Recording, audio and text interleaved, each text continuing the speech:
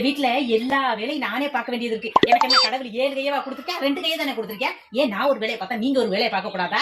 எல்லாம் என் தலையெழுத்து எனக்குனே வந்து அமையுது. நானே எல்லாம் பார்க்க வைக்கிறேன்.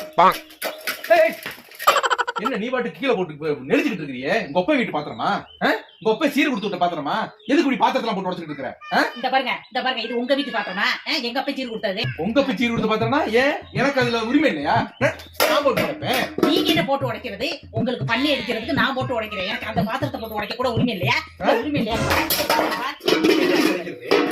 நான் உடைப்பேன். நான் உடைக்கிறேன். உடைப்பேன். உங்களுக்கு உரிமை இருக்கு. எனக்கு தான் உரிமை இருக்கு. ശാന്തേ ഞാൻ ഇന്നലെ കറി തന്ന പാത്രം കൊണ്ടുവാ. கேக்குறாங்கல்ல குடு.